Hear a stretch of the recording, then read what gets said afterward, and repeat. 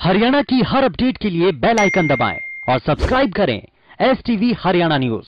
नमस्कार, हरियाणा न्यूज देख रहे हैं आप और मैं हूं आपके साथ सोनिया सत्तानेता। रुक लेते सुपरफास्ट 100 बुलेटिन की ओर। हमारे इस बुलेटिन में हम आपको मुखातिब कराएंगे देश और प्रदेश की बड़ी फटाफट खबरों से। भारत इस वक्त कोरोना वायरस की भयानक लहर का सामना कर रहा है। हर बदलते दिन के साथ भारत में कोरोना के नए मामलों का रिकॉर्ड टूटता ही जा रहा है।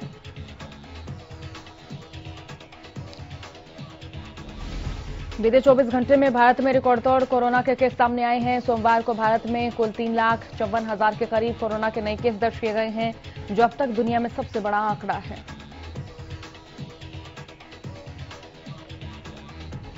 आपको बता दें कि ये लगातार 5वां दिन है जब भारत में कोरोना के मामले 3 लाख के पार चले गए हैं। यानी पिछले 5 दिनों में ही देश में 15 लाख नए कोरोना के केस सामने आए हैं। कोरोना संकट काल की शुरुआत में भारत ने दुनिया भर में सहायता की रेमडेसिविर से लेकर वैक्सीन मुहैया कराने तक भारत पीछे नहीं रहा। अब तक भारत पर कोरोना की नई लहर का कहर टूटा है तो दुनिया साथ है। ये तो कोरोना के नए मामलों की संख्या इस वक्त हर राज्य में बढ़ रही है, लेकिन दिल्ली, यूपी, महाराष्ट्र ऐसे राज्य जहां पर केसों की संख्या बढ़ने के साथ साथ बेड्स की किल्लत भी बढ़ने लगी है। दिल्ली के कई अस्पतालों में ऑक्सीजन आखिरी वक्त पर पहुंच रही है। लोगों को बेड्स नहीं मिल रहे हैं, तो यही हाल यूपी के लखनऊ, वाराणसी, कानपुर समेत कई अन्य शहरों का है।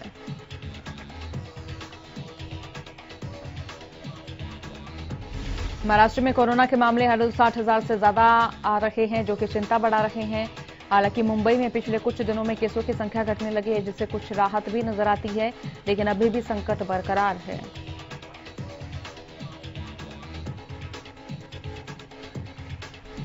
हरियाणा में कोरोना की रफ्तार हुई बेकाबू। 24 घंटे में 10,985 नए मरीजों की पहचान। एक दिन में कोरोना से 64 लोगों ने गंवाई जान।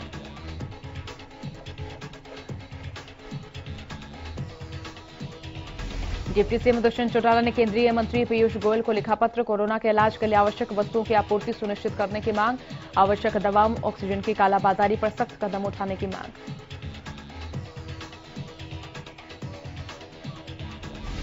प्रदेश में ऑक्सीजन खत्म होने से 9 लोगों ने गंवाई जान। रेवाड़ी में 5, गुरुग्राम में 4 लोगों की मौत। कोरोना से मचा प्रदेश में हाहाकार। प्रदेश में नहीं थम रही कोरोना से मौत की रफ्तार। फतेहाबाद में 8, सिरसा में 7, फरीदाबाद में 7, पंचकुला में 3 लोगों की कोरोना से मौत। प्रधानमंत्री नरेंद्र मोदी ने कल यानी 25 अप्रैल को अपने मासिक रेडियो कार्यक्रम मन की बात के 76वें एपिसोड के दौरान देश को संबोधित किया।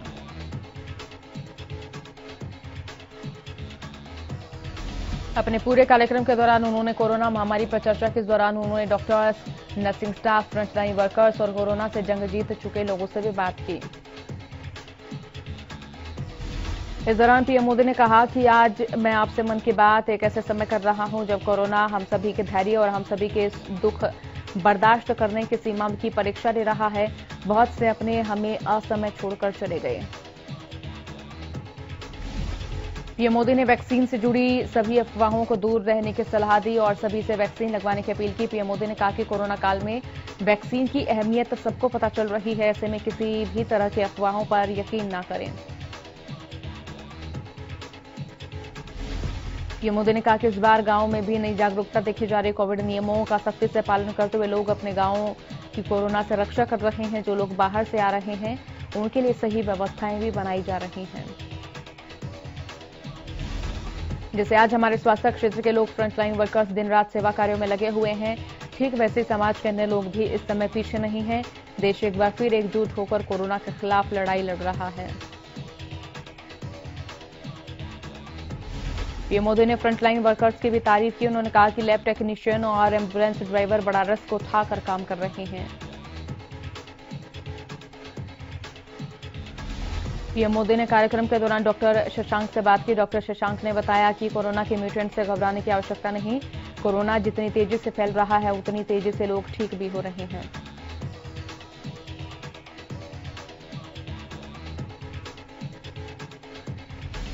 राजधानी दिल्ली में कोरोना के चलते हालातों में सुधार नहीं होने के चलते राज्य सरकार सूबे में लगे लॉकडाउन को एक हफ्ते और बढ़ाने का ऐलान किया।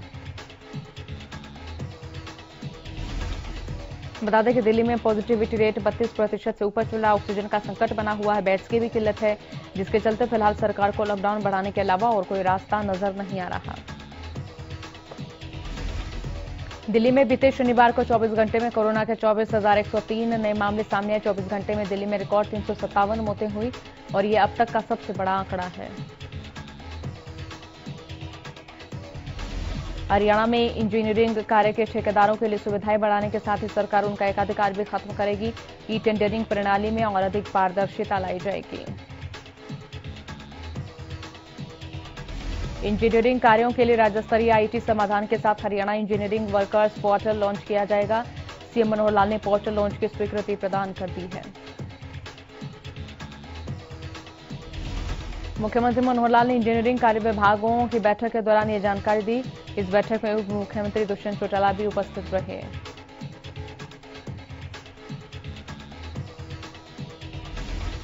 इसी के साथ पूर्व कैबिनेट मंत्री विपुल गोयल ने अपने जन्मदिन के मौके पर प्रदेशवासियों को अच्छा संदेश दिया है। विपुल गोयल ने कोरोना वैक्सीन की पहली डोज ली है। कोरोना वैक्सीन लगने के बाद विपुल गोयल ने प्रदेश के लोगों से वैक्सीनेशन कराने की अपील की।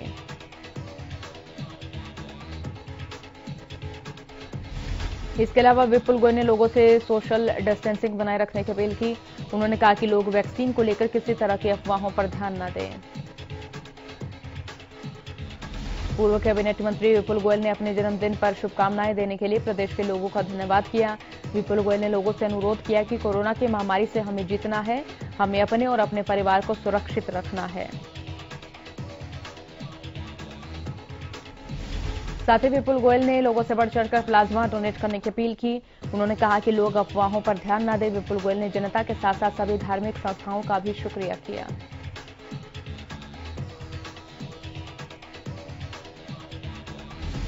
हिसार में कोरोना के संकट को लेकर उपायुक्त डॉक्टर प्रियंका सोनी ने कहा कि जिले में अभी स्थिति नियंत्रण में है।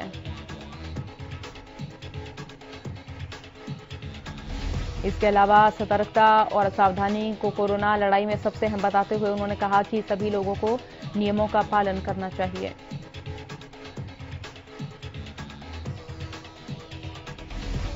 साथ ही उन्होंने बताया कि कोरोना प्रबंधों को दुरुस्त करते हुए जिले में लगातार स्वास्थ्य सेवाओं को विस्तार दिया जा रहा है। संक्रमण की चेन को तोड़ने के लिए जिले में धारा 144 लागू कर दी गई है। उपायुक्त ने कहा कि जिले में ऑक्सीजन और रेमडेसिविर जैसे जीवन रक्षक दवाओं की उपलब्धता निगरानी बढ़ाई गई है। जिले में तीनों ऑक्सीजन प्लांट से उत्पादन सुचारू रूप से किया जा रहा है। साइबर सिटी गुरुग्राम में निजी अस्पताल में ऑक्सीजन खत्म होने से 4 कोरोना संक्रमित मरीजों की मौत हो गई। जिला प्रशासन के बार बार कहने के बावजूद भी नहीं हो पाई थी ऑक्सीजन की सप्लाई। मरीजों की मौत के बाद परिजनों का गुस्सा फूट पड़ा। सिरसा में कोरोना ने एक महिला समेत 7 लोगों की जान ले ली। जिले में एक दिन में 529 नए मामले सामने आए। सिरसा में कोरोना से अब तक 146 लोगों की मौत हो चुकी है, तो वहीं एक्टिव केसों की संख्या 2070 पहुंच गई है। गुरुग्राम में मेट्रो हॉस्पिटल के सामने आई ऑक्सीजन की कमी। अस्पताल ने ट्वीट कर मांगी मदद। सरकार से मरीजों की जान बचाने की लगाई गुहार। कोरोना से बढ़ते मामलों को देखते हुए गुरुग्राम में धारा 144 लागू कर दी गई। गुरुग्राम के उपायुक्त ने धारा 144 लागू करने के आदेश जारी किए। अब एक जगह 4 लोगों के एकत्र होने पर रोक रहेगी। पंचकुला में कोरोना के मद्देनजर पुलिस उपायुक्त मोहित औंडा ने 144 लागू करने के आदेश दिए हैं, जिसके बाद अब 4 से ज्यादा लोगों के एकत्र होने पर प्रतिबंध है।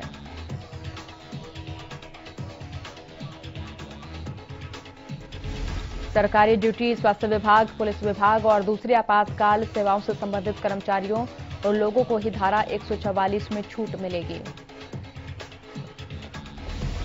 हरियाणा के मुख्य सचिव विजय वर्धन ने चंडीगढ़ में अधिकारियों के साथ बैठक की। मुख्य सचिव ने बैठक में कहा कि अधिकारी कोरोना के इस संकट की घड़ी में पूरा तालमेल रखते हुए कार्य करें। साथ ही उन्होंने कहा कि जिस क्षेत्र में अधिक कोरोना पॉजिटिव केस पाए जाते हैं उन क्षेत्रों को तुरंत प्रभाव से कंटेनमेंट जोन बनाएं। इन क्षेत्रों पर इंसिडेंट कमांडरों को नियुक्त करें और होम आइसोलेट में रह रहे मरीजों की मेडिकल सुविधाओं को बढ़ाएं। मुख्य सचिव ने सुझाव दिया कि सांसद विधायकों, चेयरमैन और मार्केट कमेटी के सदस्यों के साथ मिलकर कंटेनमेंट जोन बनाने के साथ ही इन क्षेत्रों में कोविड एहतियात के साथ सभी जरूरी कदम उठाने के बारे में निर्णय लें। साइबर सिटी गुरुग्राम में खतरनाक होते कोरोना को देखते हुए पुलिस ने कमान संभाल ली है और पुलिस विभाग ने 20 पीसीआर गाड़ियों को तुरंत एम्बुलेंस में तब्दील कर हेल्प नंबर जारी किया।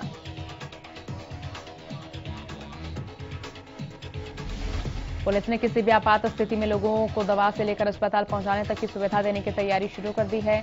गुरुग्राम पुलिस आयुक्त ने नगर निगम, जीएमडीए, जिला प्रशासन, गुरुग्राम पुलिस के तमाम आला अधिकारियों के साथ साथ पार्षदों की वर्चुअल मीटिंग में एकजुट होकर महामारी से मुकाबला करने की बात कही। इंद्री में कोरोना वैक्सीन का टीकाकरण अभियान गति पकड़ रहा है। स्वास्थ्य विभाग की सतर्कता और कार्यकुशलता के चलते इंद्री करनाल में कोरोना वैक्सीनेशन में सबसे आगे पहुंच गया है। इसी कड़ी में रविवार को इंद्री के राधा स्वामी सत्संग भवन में टीकाकरण शिविर का आयोजन किया गया। इस कड़ी में बड़ी संख्या में लोग टीका लगवाने के लिए पहुंचे। इस मौके पर राधा स्वामी सत्संग भवन की ओर से टीका लगवाने वालों और लगाने वालों के लिए खाने पीने की सुविधा भी उपलब्ध कराई गई। कोरोना से बचाव का टीका लगवाने के लिए आने वालों की प्राथमिक जांच के बाद उनका पंजीकरण कराकर कोरोना संक्रमण का टीका लगाया गया। टीका लगवाने आए लोगों ने बताया कि टीका लगवाने के बाद उनका कोई बुरा प्रभाव शरीर पर महसूस नहीं हुआ। जज्जर में कोरोना के मामले कम होने का नाम नहीं ले रहे। मामले की गंभीरता देखते हुए उपायुक्त ने लोगों से घर में रहने की अपील की। इसके साथ ही उपायुक्त ने कहा कि जब तक बहुत जरूरी ना हो तब तक लोग घरों से बाहर ना निकलें। अगर बाहर भी निकले तो चेहरे पर मास्क लगाकर रखें और सामाजिक दूरी बनाकर रखें। उपायुक्त ने बताया कि जिले में बेड और ऑक्सीजन की कमी नहीं है। किसी भी तरह के बहकावे में न आए। सरकार और स्वास्थ्य विभाग लगातार लोगों के लिए कार्य कर रहा है। रेवाड़ी के निजी अस्पताल में ऑक्सीजन खत्म हो गई। बताया जा रहा है कि ऑक्सीजन की कमी के चलते 5 मरीजों की मौत हो गई है और वहीं सैकड़ों मरीजों की सांसें भी अटक गई। अस्पताल में ऑक्सीजन की कमी के चलते मरीजों को परेशानी हुई, जिसके बाद परिजनों ने जमकर हंगामा किया। इतना ही नहीं, गुस्साए परिजनों ने अस्पताल के आगे जाम लगा दिया।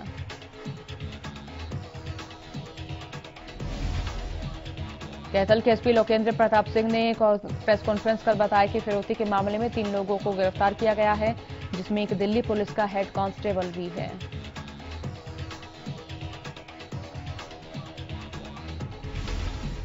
जानकारी के अनुसार फरवरी महीने में राजौंद थाने में ज्ञान सिंह ने शिकायत दर्ज कराई थी कि उसका भतीजा राहुल कई दिनों से गायब है। कुछ दिन बाद उनको 10 लाख रुपए की ब्लैकमेलिंग के फोन आने लगे थे।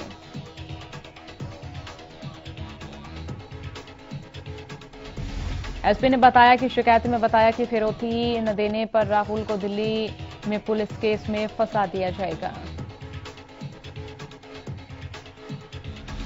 उन्होंने बताया कि जांच को आगे बढ़ाया गया तो पता चला कि दिल्ली के पश्चिम विहार थाने में एक महिला ने राहुल के खिलाफ रेप के मामले में शिकायत दर्ज करवाई है। इससे पीछा छुड़ाने के लिए 10 लाख रुपए ब्लैकमेलिंग के नाम पर मांगे जा रहे हैं। ग्रामीण क्षेत्र में भी प्रतिभाओं की कोई कमी नहीं, बस कुछ कर गुजर जाने का जुनून हो तो कोई भी लक्ष्य पाया जा सकता है। सही कुछ कर दिखाया है गांव बरसान की रहने वाली रूपा कंबोज ने। रादौर के गांव बरसान की रहने वाली रूपा कंबोज ने, जो बिना कोचिंग लिए ही अपनी मेहनत और काबिलियत के बल पर परीक्षा पास कर टैक्सेशन इंस्पेक्टर के पद पर काबिज हुई हैं।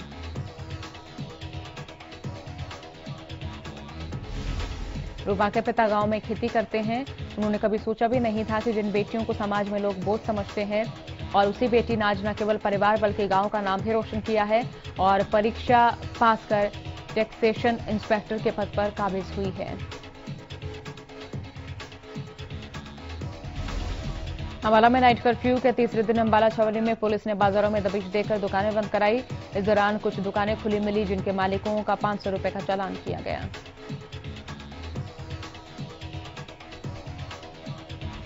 पुलिस का कहना है कि उनकी सुरक्षा में कोरोना संक्रमण लगातार फैल रहा है, जिससे बचाव के लिए मुंह पर मास्क लगाना, सैनिटाइज करना और सोशल डिस्टेंस बनाए रखना जरूरी हो गया है। पुलिस ने दुकानदारों से आग्रह किया कि वे इन सभी आदेशों का पालन करें और अपनी दुकानों को बंद कर दें।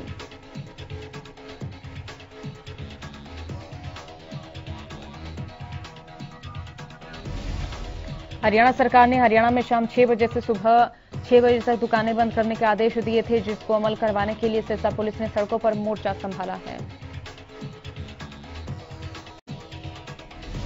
बाकायदा पुलिस के जवान बाजारों में स्पीकर के जरिए मुनादी करा रहे हैं।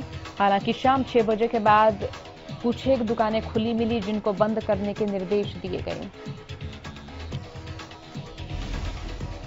पुलिस के जवानों ने बेवजह सड़कों पर घूमने वाले लोगों को रोककर गहनता से पूछताछ की। पुलिस ने आमजनों को चेतावनी भी दी कि अगर शाम 6 बजे के बाद दुकानें खुली मिली और बेवजह सड़कों पर लोग नजर आए तो कार्रवाई होगी। इस दौरान आवश्यक वस्तुओं की दुकानें रात 9 बजे तक खुली रहेंगी और पेट्रोल पंप रात 10 बजे तक खुले रहेंगे।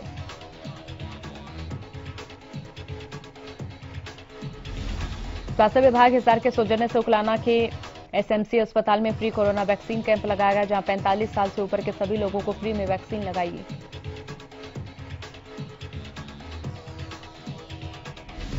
एएनएम राजबाला ने बताया कि वैक्सीन लगाते समय लोगों को बताया जा रहा है कि इस वैक्सीन से एक बार प्रतिकूल प्रभाव आ सकते हैं, जिसमें हल्का बुखार भी हो सकता है, इसलिए घबराएं। एसएमसी अस्पताल के संचालक डॉक्टर राजेश सिंगला ने बताया कि 1 मई के बाद सरकार के आदेशों के अनुसार 18 साल से ऊपर के सभी लोगों को वैक्सीन लगाई जाएगी, जिसमें ज्यादा से ज्यादा लोग शामिल हों ताकि कोरोना को हराया जा सके। पानीपत में कोरोना के चलते आमजन को मुश्किलों का सामना करना पड़ रहा है। उधर सरकारी अस्पतालों को लेकर भी लगातार शिकायतें आ रही हैं कि वो मरीजों को भर्ती करने में आनाकानी कर रहे हैं। पानीपत में ऑक्सीजन की किल्लत होने लगी। अगर हालात पर काबू नहीं पाया गया तो लोगों को ऑक्सीजन की किल्लत का सामना करना पड़ सकता है। हरियाणा न्यूज ने शहर के सरकारी और गैर सरकारी अस्पताल में ऑक्सीजन सप्लाई करने वाले दुकानदार से बात की तो उन्होंने माना कि अस्पतालों में ऑक्सीजन की डिमांड पहले से 2 गुना बढ़ गई है। वहीं ऑर्डर करने के 2 दिन बाद माल मिल रहा है। एक सवाल के जवाब में उन्होंने कहा कि ऑक्सीजन सिलेंडर के अभी रेट तो नहीं बढ़े हैं, लेकिन ऑक्सीजन की किल्लत जरूर देखने को मिल रही है। जज्जर के सामान्य बस स्टैंड पर नियमों की धज्जियां उड़ाई जा रही हैं। हरियाणा न्यूज ने बस स्टैंड का जायजा लेते हुए रोडवेज के प्रधान रामवीर से बातचीत की। इस दौरान उन्होंने बताया कि लगातार बसों को सैनिटाइज कराया जा रहा है। सवारियों, बस कंडक्टर और ड्राइवरों को नियमों का पालन करने की हिदायत दी जा रही है। इतना ही नहीं, सरकार की ओर से बसों में केवल 26 लोगों के बैठने का इंतजाम किया गया है। यमुनानगर के जगाधरी स्थित एसडीएम ऑफिस पर शनिवार को सैकड़ों लोगों की भीड़ जमा हो गई। भीड़ को देखते हुए पुलिस अधीक्षक और जिला उपायुक्त खुद लोगों को समझाने पहुंचे,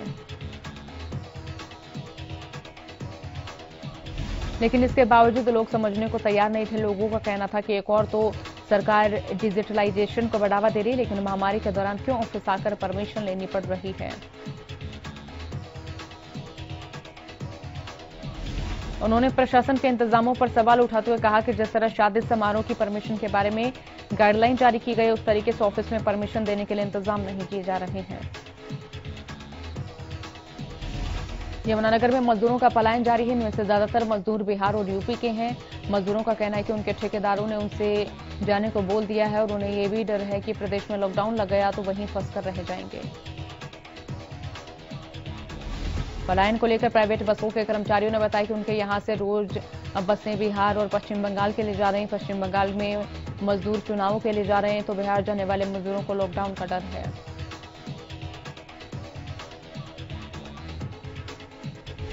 सोनीपत में कोरोना संक्रमण का खतरा लगातार बढ़ता जा रहा है। इसी के मद्देनजर हरियाणा रोडवेज सोनीपत और गोहाना बस डिपो में अपने अन्य राज्यों में जाने वाली कई बस रूटों का संचालन बंद कर रही है। दिल्ली, पंजाब और अन्य रूट पर जाने वाली बसों में 50% सवारियों के साथ संचालन शुरू कर दिया गया। साथ ही यात्रियों को सख्त हिदायत दी गई है कि सफर के दौरान वो मास्क जरूर लगाएं।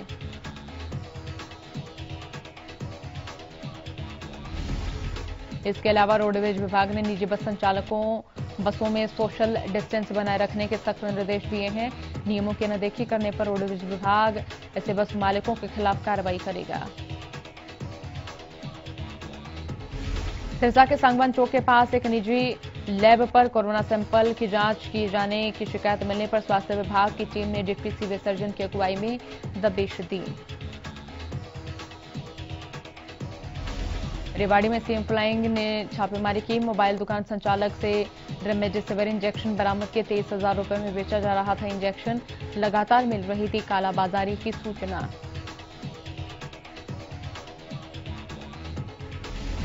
सिरसा के बाबा भूमन शाह चौक पर यूनियन बैंक के एटीएम में रविवार सुबह आग लग गई। बताया जा रहा है कि शॉर्ट सर्किट की वजह से आग लगी है। आग लगने की सूचना मिलने के बाद बस स्टैंड चौकी पुलिस से सूचना मिलने के बाद मौके पर पहुंची। इसके बाद दमकल विभाग को सूचित किया गया। फायर ब्रिगेड की गाड़ी ने मौके पर पहुंचकर आग पर काबू पाया। बैंक मैनेजर ने बताया कि आगजनी की घटना से एटीएम मशीन, फर्नीचर, एसी, पंखा सहित सामान जलकर राख हो गया है। उन्होंने बताया कि आगजनी की घटना से करीब 12 लाख रुपए का नुकसान हुआ।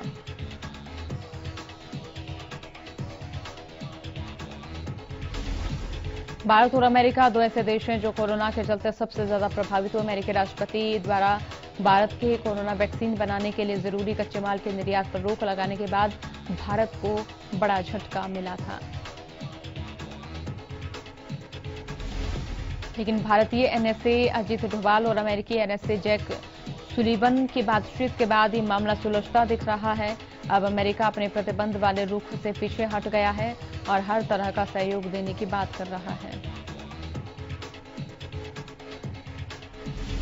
इस पॉजिटिव बदलाव में अब अमेरिकी राष्ट्रपति की ओर से बड़ा बयान सामने आया है, जिसमें उन्होंने भारत को मदद देने की प्रतिबद्धता को दोहराया है।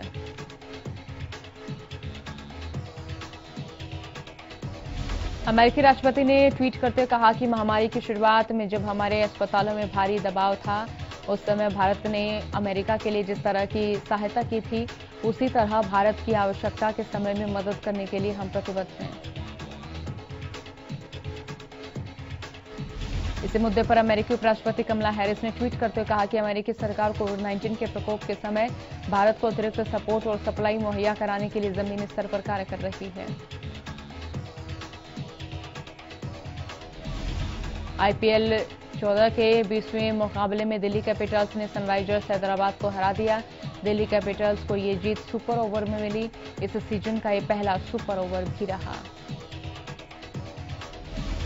दिल्ली कैपिटल्स ने पहले बल्लेबाजी करते 20 ओवरों में 7 विकेट के नुकसान पर 159 रन बनाए। जवाब में सनराइजर्स की टीम भी 20 ओवरों में 4 विकेट के नुकसान पर 159 रन बना पाई।